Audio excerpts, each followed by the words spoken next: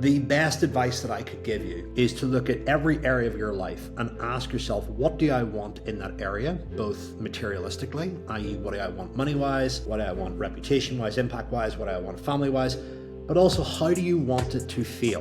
When you go to think about what growth should look like for you, stop comparing yourself to the best in the world, realize that's what's possible for you rather than using it as a derailing and derogatory way to speak and communicate with yourself. I'm in the process of changing lives and building as many successful businesses as possible, and I want you to experience the freedom that a business can give you. I do not want you to be a slave to just pushing for more status and more money. I want you to have that multi-dimensional success that a business is designed to give you. Just realize this, it's okay for you to change your mind. It's okay for you to evolve, but you need a voice. If you want to lead people, you've got to have a voice. And if you're letting an inner child or an inner teen or a circumstance in your life hold you back from communicating what you really want to say, then you're fucked. Mr. Phil Graham. Phil, how are you? Jamie, I'm great. Thank you so much for having me on. I know the time and energy these podcasts take to put out and create, so I appreciate it. We've got a lot to talk about today and I'm excited about it, so let's rock and roll. Yeah, we certainly have. I mean, we've known each other for ages. We've been helping personal trainers for many, many years, and very much the same things come up over and over and over again when it comes to building a business, building a brand, scaling, and getting out of what I think most personal trainers initially get into. And it's, going from this kind of gym floor, couple of people a day, to then too many people a day, to then, looking to outsource things, getting confused, getting overwhelmed, getting burnt out, wanting to burn it to the ground, wanting to set it up again. And you've seen it all. You've worked with tens of thousands of clients all around the world. But I guarantee you, out of all the problems people have, you could probably narrow it down to the digits on your finger. Or on your hand, sorry, yeah. Big time. And I think it's important to set some context of how we first met. I was a meathead bodybuilder, and you stormed into the gym with a guy. We'll not mention his name because I don't think he deserves the shout out. We've both moved on since. And I caught you in the corner of my eye, and you were doing a selfie video. And this was back in the day when kind of like if you took out your phone to do a selfie video, you were kind of like a bit of a dick.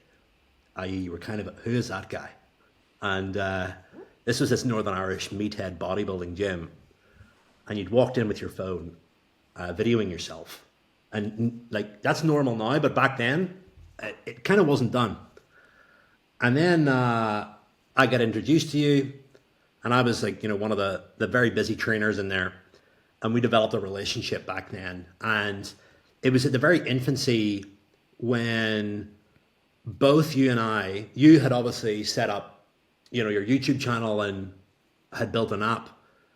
But the whole concept of coaching people online, developing training programs, strategies, accountability, and dietary advice was kind of quite foreign.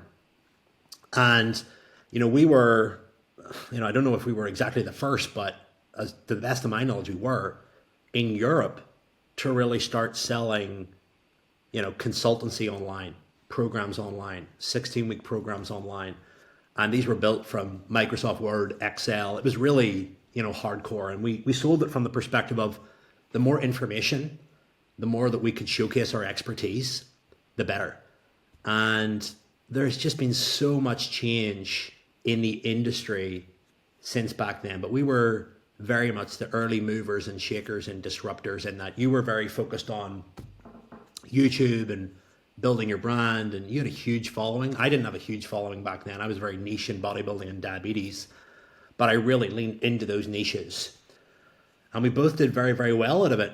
And, we were chatting recently over a glass of wine about, the fitness industry now is changed so much.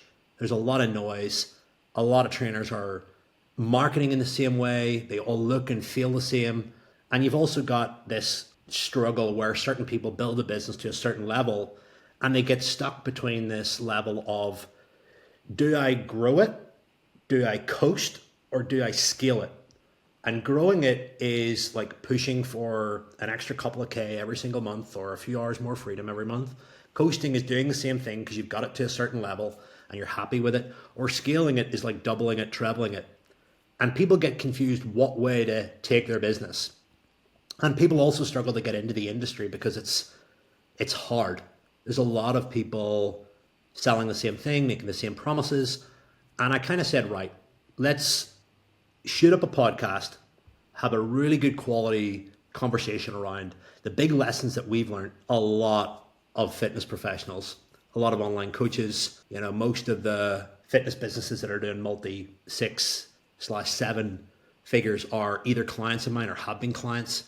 So I'm very versed on the patterns, the state of the industry, and essentially what really is happening right now and how to navigate it. And we decided to come up with, the idea of this event that we want to host on the 4th of May. Details are in the show notes around how to really create a legacy from your fitness business, how to actually build the business that gives you the life that you want.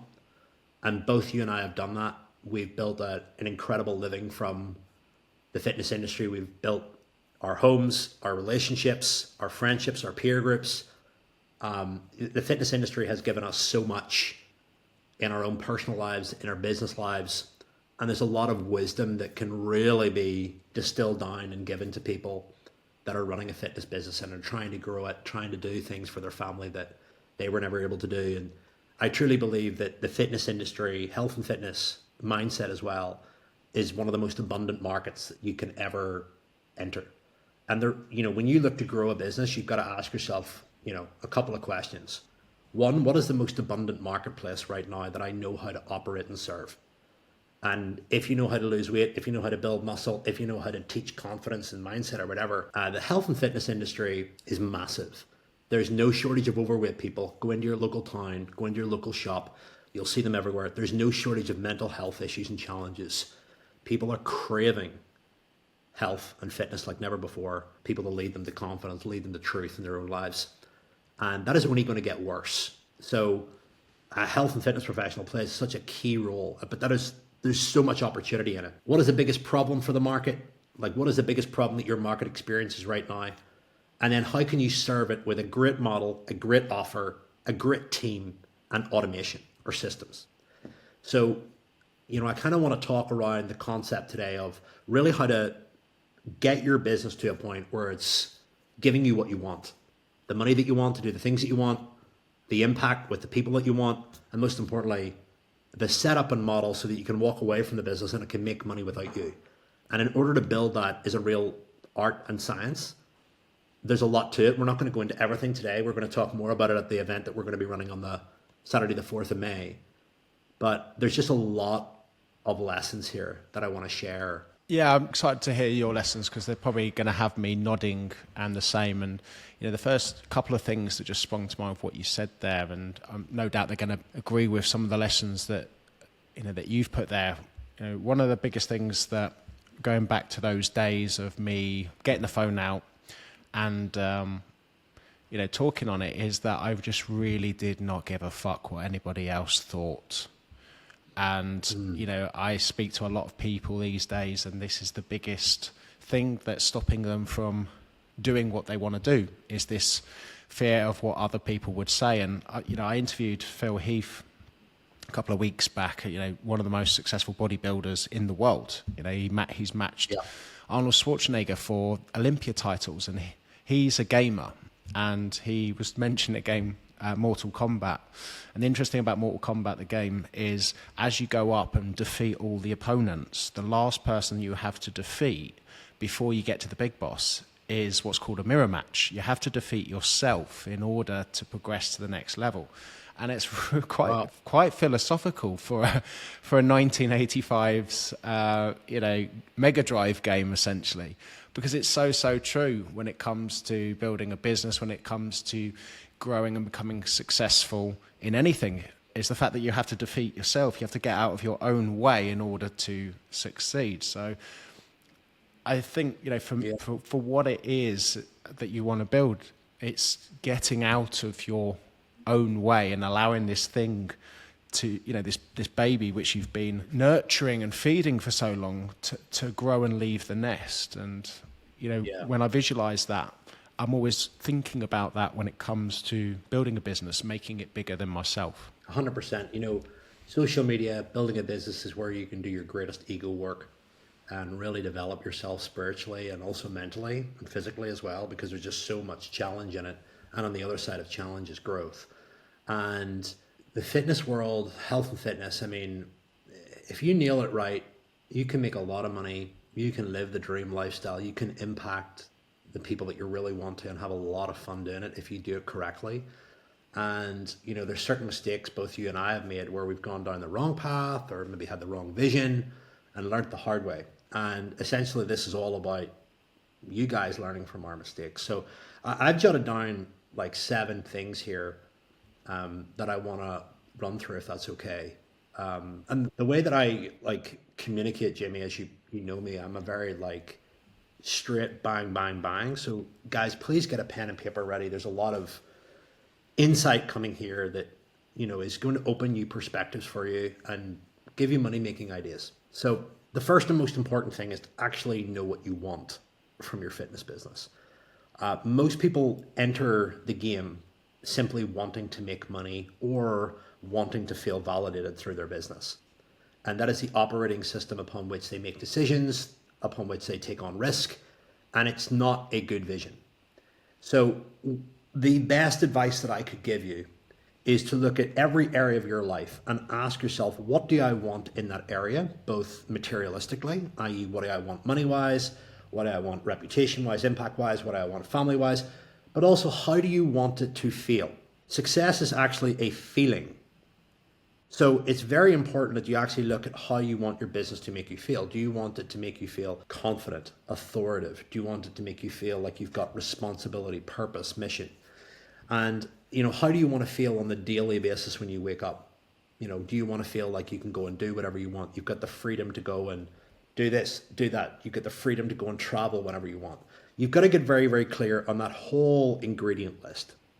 Feelings and numbers. Feelings, numbers, and things. And also realize that when you are setting that out, that you've got to look through the different currencies of life. So you've got to look at finance, you've got to look at spiritual mission and purpose while you're on the planet.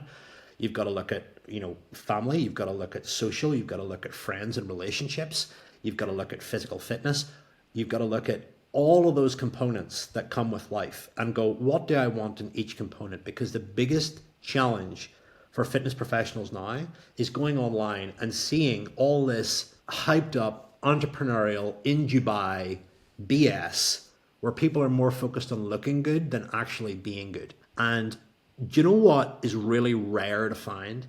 Is trying to find somebody that has built a great business, that has got their head switched on, that has got a great family, that has got their health and fitness in order, that has got strong relationships, and is ultimately a role model. So I always tell people to focus on multidimensional success versus one-dimensional success. Building a fitness business to get rich is not a great mission. Building a fitness business to be the most popular influencer in the world is not a good mission. You need to actually sit down and get clear on what you want. When you're clear on what you want, then you can pursue the growth of your business and you can push through challenges. I work with so many fitness professionals that get their business to a point and they don't push through challenge, and you go, well, what do you want from your business? And the answer is, I don't know. And if you don't know, then you're at risk. All right. Point number 2, back in our day, Jamie, we didn't care about money.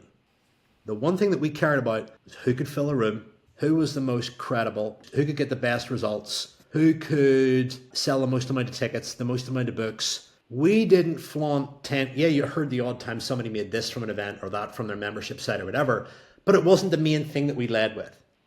We led with status, i.e. who's the biggest and the baddest, right?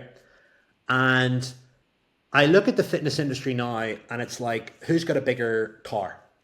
Who's got the bigger month? Who can claim the biggest income? And it's completely derived away from the craft of relationship building, community building, expertise, and just the ability to really solve problems with a certain market. That's all that we focused on. And I've really seen that shift happen quite a lot. But back whenever we were in the game, there was a large focus on being a great coach. And I don't believe there was enough focus on building a great business. i.e. actually understanding the fundamentals of business.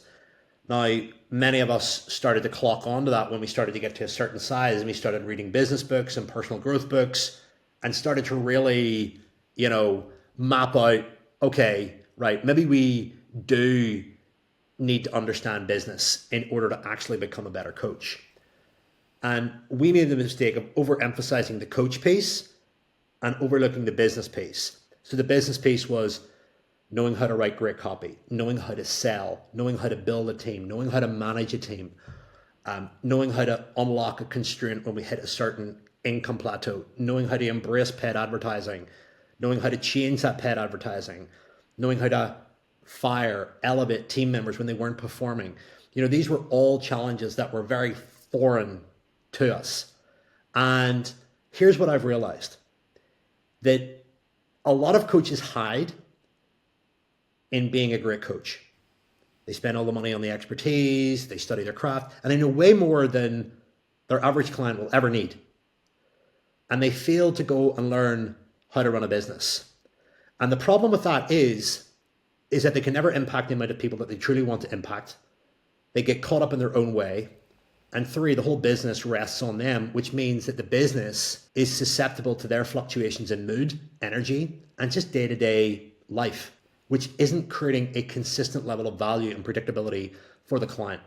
And if you want to build something awesome, you've got to build predictability and consistency. And if you don't do that, then it's going to be this wavering business that just relies on your energy. So being a great coach is not good enough. Knowing how to be a great coach and a great business owner / entrepreneur is what it's all about. An entrepreneur owns a system that creates value at scale predictably and consistently through the right model, the right offer, the right team, and the right automation. Simple as that. That's what you got to be focused on.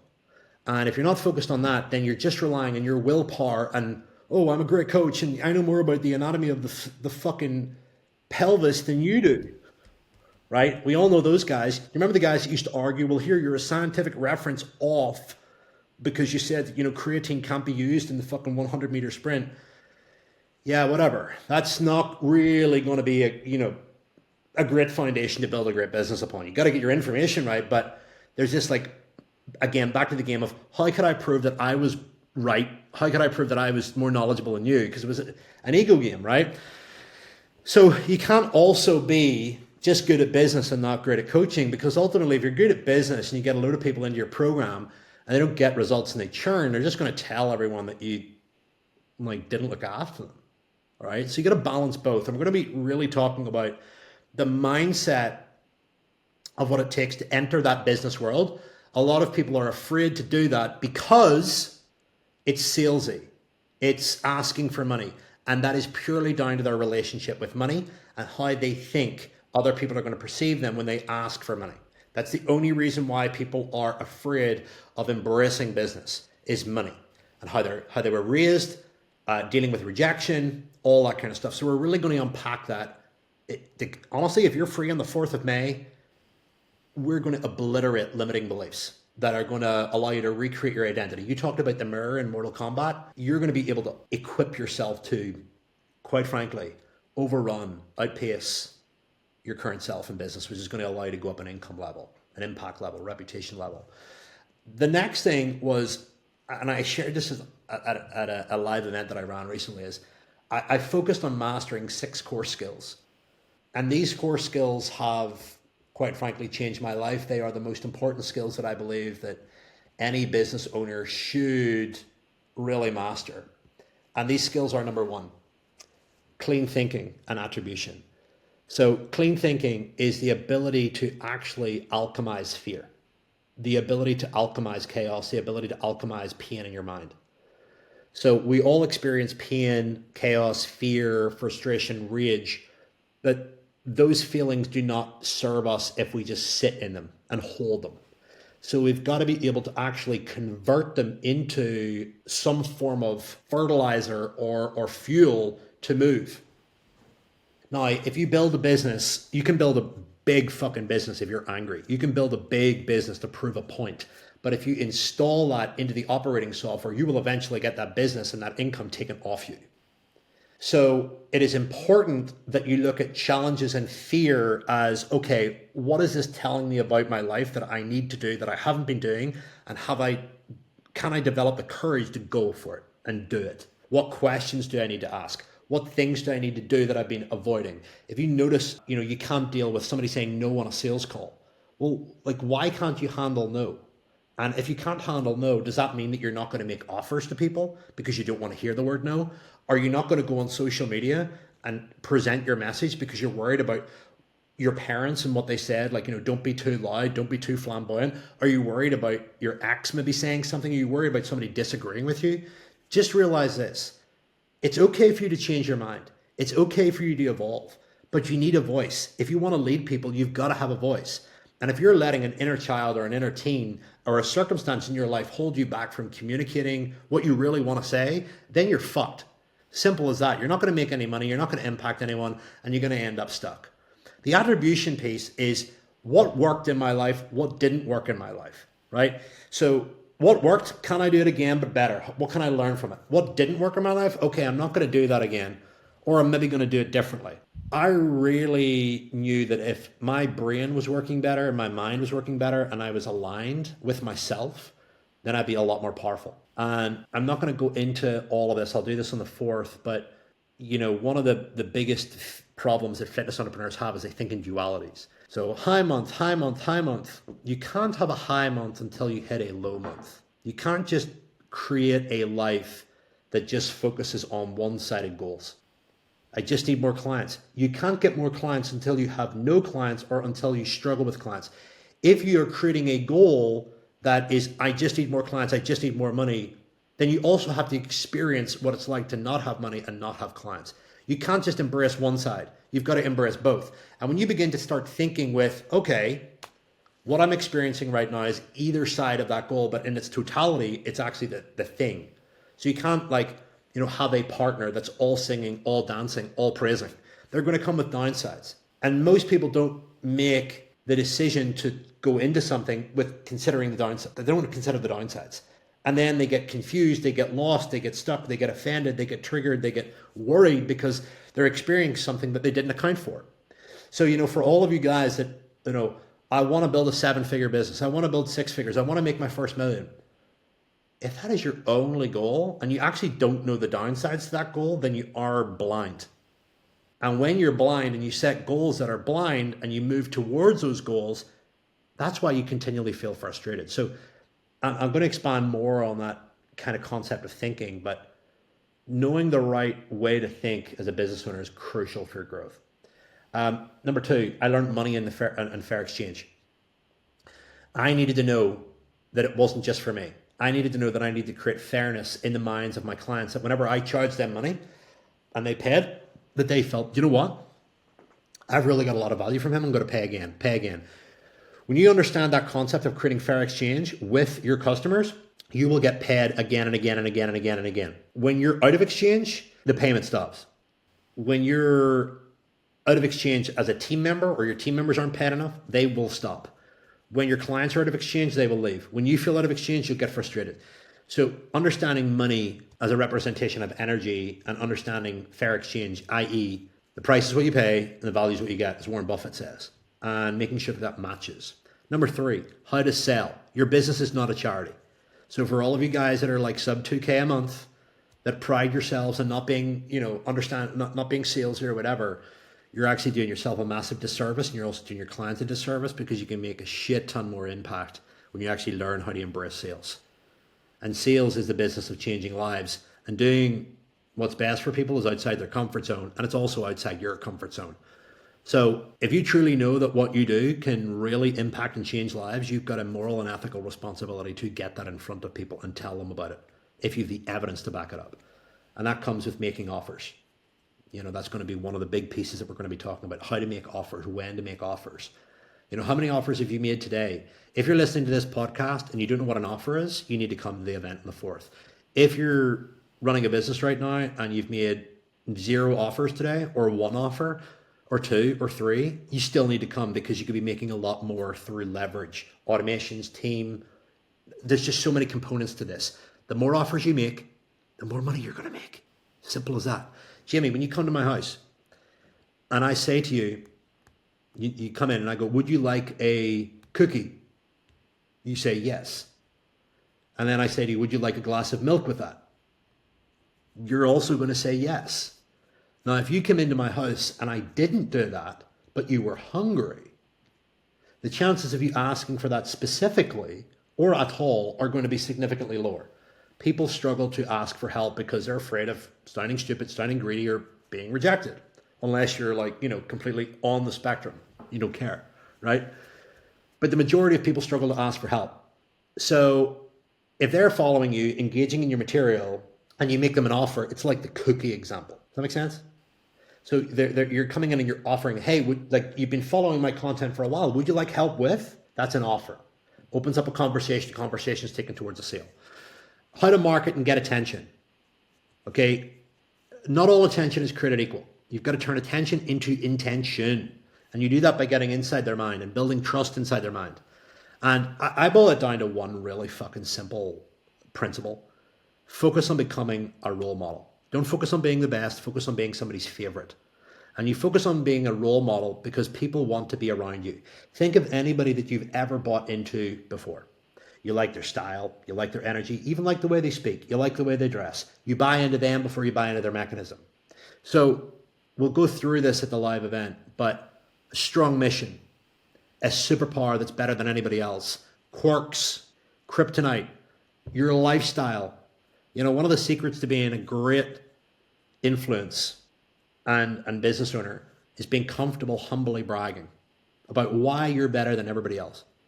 Very few people lean into that. And hopefully as I'm going through this, I'm starting to pop your mind going, you know what? He's right. Well, I'd like to fucking think so because I've been doing it for long enough. So I really want to unpack this stuff with you so that you can install it and plug it into your business. The next one is how to write. I really overlooked this one, but knowing how to use language to influence and persuade, great copy. When I say language, I also mean like you can write and then you can speak it, or you can write it. It doesn't really matter, but how to use words. Great copy should force people into hallucinating an image in their mind of what it would be like for the first time or to never be able to again. Great copy will stoke emotion. And then last but not least, the other sixth skill that I learned is how to delegate, how to get out of my way and delegate sooner. And that was a big piece because I used to think hiring people my mom told me it was risky. I used to think it was an expense. But the fact of the matter is, whenever I hired people, it got me out of my own way. It gave me back freedom and it allowed me to focus on the stuff that I was really good at versus getting tired, frustrated, and fed up doing stuff that I didn't want to do. And I thought it was an expense. The reason why I thought it was an expense was because I didn't have a clear vision and I didn't believe in myself enough. Hence the reason why I developed the skill of clean thinking. So you're going to be listening to this right now and going, I could never hire, I'll never let control of this, or I've got a team and they've burnt me before. Wrong thinking. You've got to alchemize it. Some other key points that I'm going to close on because I'm respectful of your time is retention equals profit. So if you can, the number one way to get more wealth is to the two ways is to get more clients and make your current clients more valuable. And you make your current clients more valuable by giving them a future and giving them a reason to stay. Just keep in mind that when you solve one problem for a client, you actually create another problem. And your goal as a coach is to actually know those markers. So when you get somebody in shape for the first time and they start to see their abs, you create a problem. What's the problem? Their identity isn't in line with where they're at. And they actually need to reintegrate or they're at their highest risk of going backwards. You ever had a client that lost all the weight and then put it back on again because they didn't know how to actually control it or steward it?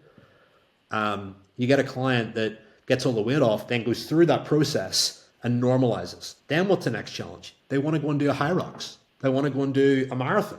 They want to go and put it to the test, or they want to do a photo shoot. So retention equals profit. And then last but not least, and this is one for plenty of you guys that are already at six figures, you get stuck between growth and scale. And scale is like you want to double, treble the business, but you don't want to disrupt your comfort zone. You don't know what to do. And you feel like you can try to figure it out yourself, but it never happens. And growth is when you have peaks and troughs, but the kind of linear trend is very slow.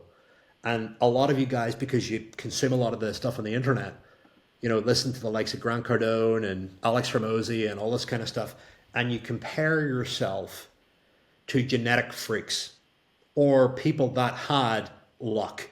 I have a couple of billionaire friends, 2 billionaire friends in Ireland, and I've spoken to three of them on this. And there's a common thread in the conversation every fucking time, and it is so underwhelming. I always ask them, like, if there's one thing that you could like tell your like 36-year-old self, I kind of like mirror it back at me selfishly. Like, what would it be? And do you know what word always enters a conversation? Luck. Right? One guy even said you need 10% balls of steel, 10% expertise, 10% hard work, and 70% luck. Another guy told me that it was all luck. Timing, place. That's not to say you got to be prepared and all that stuff. It's just all the answer had this common thread of luck. So when you're comparing yourself to somebody who has like got a 10x business, Jamie and I were in the right time and place. We started before any of you guys. Jamie started social media way before me and was just consistent with it, right? So when you go to think about what growth should look like for you, stop comparing yourself to the best in the world. Realize that's what's possible for you rather than using it as a derailing and derogatory way to speak and communicate with yourself. Like, oh, look what they have and I don't. Again, overlooking the dualistic thinking of, oh, well, they have that. If you catch yourself in that mindset of they have that, I don't have, you're not telling yourself the truth. You're not seeing the full picture and you're distorting your reality. And you're also removing happiness from your life. And your goal with the clean thinking is to identify that, not that you shouldn't be experiencing it, but to identify that, to run it through your filter, cleanse it, and get back in the game. And it's about repeating that over and over until you build this automatic behavior and muscle to get yourself back in presence. Because we're not here for a long time. There's no point in sitting dwelling and being sad all the time. You've got to experience that in order to harvest the good stuff, and the good stuff is worth going through that hard stuff. So 4th of May, we're going to be running a 2-hour workshop. I'd say it'd be around about an hour and a half to 2 hours at 9:30. And we're going to be going really deep on everything that you need to do to add a zero to your bottom line and build a legacy fitness business that allows you to live life on your own terms. Working with who you want, when you want. Please, this event is not for any fitness professional out there that doesn't want to make money. This is an event for people that, full disclaimer, want to make a lot of money, want to impact and build an insane reputation, but most importantly, want to be able to build a business that makes money without them and changes the world. This is strictly business mindset, high entrepreneur focus. It's not a wishy-washy kind of come along, be a great coach, we'll all celebrate and hold hands and talk about mitochondria. It's not going to be one of those kinds of events. This is going to be strictly about wealth building, legacy building, and sharing a lot of the lessons and insights from our experience. So yeah, you're either aligned with that. If you're not aligned with it, cool. You do what you need to do on Saturday. If you are aligned and you're kind of starting to feel a bit excited about it, good. We're going to challenge you. We're going to inspire you. We're going to give you a rock solid action plan, and we're just going to keep you right, tell you exactly what you need to do. Simple as that. My hope is that I give you a shit ton of value to the point where you realize that you need help with it, and we can have a chat about that at the end of the event as well. So, ton of value. If you don't add an extra zero to your bottom line over the next 12 months after this event, 1, you're an idiot. 2, there's a very good chance that you are kind of like anti-legacy kind of lifestyle business focused. And 3, you're probably just sitting there doing nothing. And I say that with full conviction because, I have people that come to these events all the time and I get a message 3 or 4 months later going, hey, here's a screenshot of what I was doing before. Here's after what I applied from the event. And it's life-changing. And I've just seen it so many times. And I just say that with so much conviction and certainty. I have been where you have been. Jamie has been where you have been. I'm in the process of changing lives and building as many successful businesses as possible. And I want you to experience the freedom that a business can give you. I do not want you to be a slave to just pushing and pushing and pushing for more status and more money. I want you to have that multidimensional success that a business is designed to give you. And I just see so many people trying to teach it and coach it, and they're just not leading you down the right path of sustainable, predictable, enjoyable, soul building growth. And yeah, I just want to dedicate the day to that. So yeah, hope that helps. Yeah, super excited, Phil. I mean, it's been nice just to let you rock and roll with everything there, because we've been speaking, we've spent hours and hours and hours talking about this, and, going from, the days when we started in the fitness industry to now, we spend a lot of time talking about where people are going wrong, where people aren't focused, and why people are struggling so much. And a lot of it is the narrative in their head. A lot of it is the systems that are in place. And a lot of it is that, that comparison, that, inability to see that they could be doing so much more, and this has always been the biggest thing that I've seen with a lot of coaches. I explain this to my audience a lot, that, when I was younger, my mum and dad used to collect, the Sun newspaper cutouts so we could go on holiday. So, to invest in things, to spend a lot of money on things, even to this day when I'm speaking to my parents, they just, it's a totally different thing. And that actually affected me when I got into business, because, if you've never seen, things in and around you of what, firstly, what people charge, what people are willing to pay, which is the biggest one, especially in a business, then you're always going to undersell yourself. You're always going to be afraid of these big things which you need to, overcome if you want to be successful. Yeah, I mean, it's your responsibility. And, I laugh at fitness professionals that say to me, nobody would ever pay that, yet the same people are spending the equivalent. Well, they're saying it on £1,000 iPhone, and they're spending the equivalent on one night out with dresses, makeup, Botox, fake tan, drinks, food, taxis. It's just crazy what people will spend to look good. And the most important thing that they overlook is actually the body that they put everything on. That's ultimately going to make everything better. And, we're specific to the health and fitness industry here. But you guys are the front force on that can really make a difference. And yeah, this is, I'm excited for it, because I'm going to be unpacking stuff that I've never shared before. So yeah, I can't wait. So just super excited. 4th of May, 9:30 in the morning. Me and Phil never do anything on the weekend, but this is the first thing that actually got us excited to go, do you know what?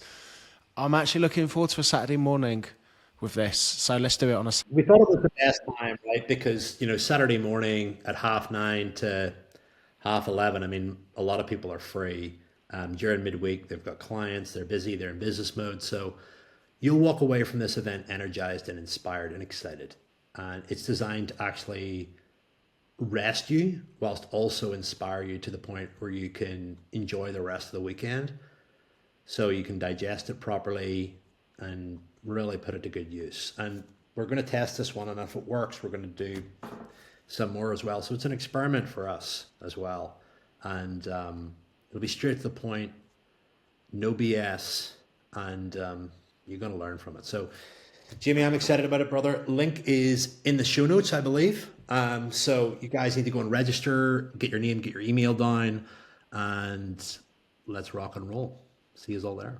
Legends. Thank you for listening. Phil, thank you for dropping all of that wisdom, and super excited about the 4th of May.